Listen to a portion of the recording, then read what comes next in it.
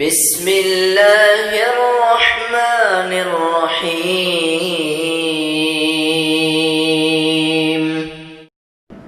السلام علیکم ورحمۃ اللہ وبرکاتہ.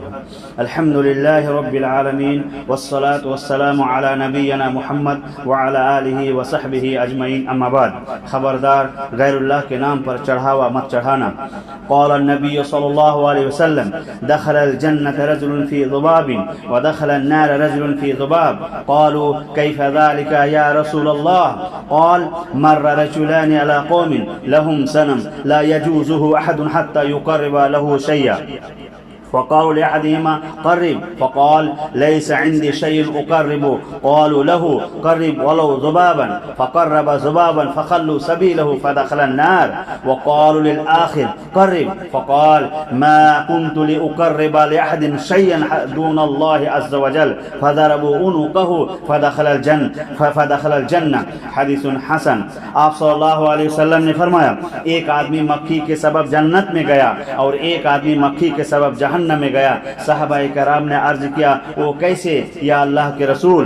آپ نے فرمایا: دو آدمی کا گزر ایسی قوم کے پاس سے ہوا کہ ان لوگوں کا بت خانہ تھا. کوئی بھی آدمی وہاں سے بغیر کچھ چڑھاوا چڑھائے گزر ہی نہیں سکتا تھا. چنانچہ ان لوگوں نے ایک سے کہا کہ چڑھاوا چڑھاؤ.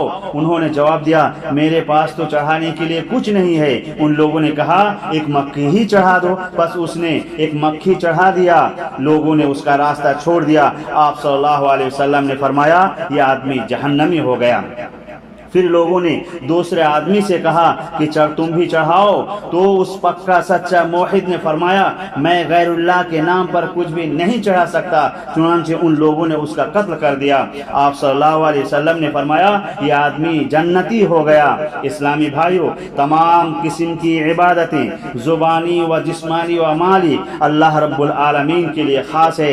رب کائنات نے ارشاد فرمایا: قل ان صلاتی و نسکی و محیای و مماتی للہ رب العالمین. اے نبی، اب فرما دیجئے کہ میری نماز، میری قربانی، میرا جینا و مرنا اللہ رب العالمین کے لیے ہے. معلوم ہوا مزاروں، آستانوں، درگاہوں، خانقاہوں پر غیر اللہ کے نام پر چڑھاوا چڑھانا، ذبیحہ پیش کرنا، دیگے پکانا، نذر و نیاز دینا بالکل ناجائز و حرام ہے. رب العالمین ہم سب کو پکا سچا موحد مسلمان بنائے. السلام علیکم ورحمۃ اللہ وبرکاتہ.